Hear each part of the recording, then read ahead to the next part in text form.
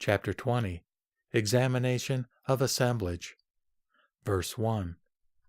If the effect, that is, arisen entity or fruit, comes about from the assemblage of cause and relational conditions, and exists within such an assemblage, in what manner does it come about in the assemblage? Verse 2. If the effect comes about from the assemblage of cause and relational conditions, and it does not exist within such an assemblage, in what manner does it come about in the assemblage? Verse 3. If the effect is in the assemblage of cause and relational conditions, it should be conceivable within the assemblage. However, the fact is, it is inconceivable within an assemblage. Verse 4. If the effect is not in the assemblage of cause and relational conditions, then the causes and relational conditions would be similar to non-causal and non-relational conditions. Verse 5. If the cause gives to the effect a causal nature before extinguishing itself, then there will be a dual causal form of the given and the extinguished. Verse 6. If, however, the cause does not give the effect a causal nature before extinguishing itself, then the effect arising after the cause extinguishes itself will have no cause. Verse 7. If again the effect and the assemblage appear together, then it would follow that the producer and the produced are contemporaneous, that is, exist in the same moment. Verse 8.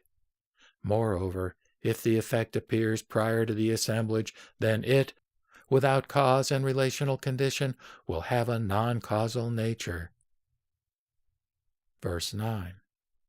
If the effect is taken to be the transition of a cause which had extinguished itself, then it follows that the cause would be a re-origination of an already originated cause.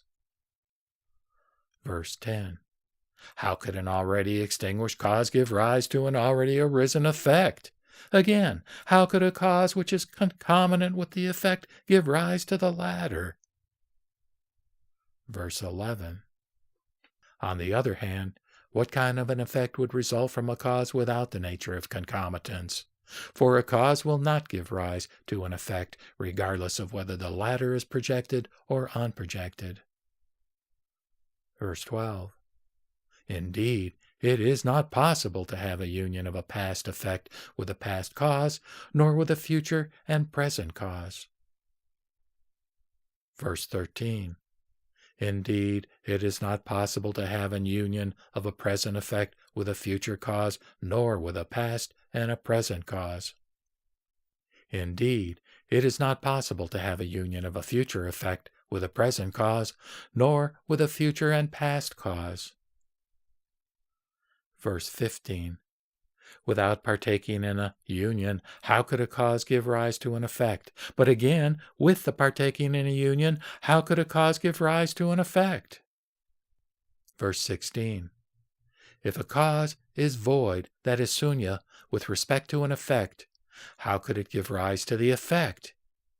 If, on the other hand, a cause is not a void with respect to an effect, how could it give rise to the effect?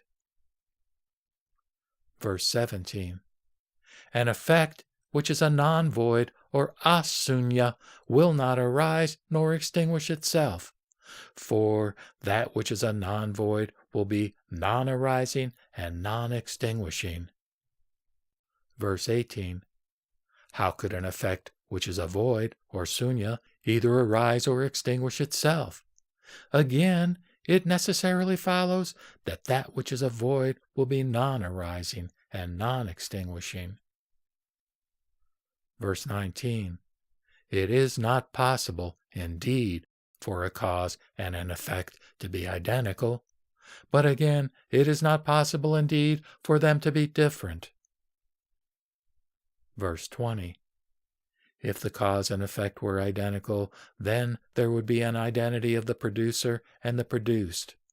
If they were different, however, then the cause would be the same as a non-causal cause. Verse 21. How could a cause give rise to an effect which in its own nature is a complete being? But again, how could a cause give rise to an effect which, in its own nature, is an incomplete being? Verse 22. Moreover, a cause without a productive nature cannot be a cause. In the absence of such a productive nature, where will the effect be? Verse 23. As the assemblage of causes and relational conditions does not in virtue of itself produce itself, how could it produce an effect? Verse 24. There is no effect created either by an assemblage or by a non-assemblage of causes and relational conditions, separated from an effect where indeed is the assemblage of relational conditions.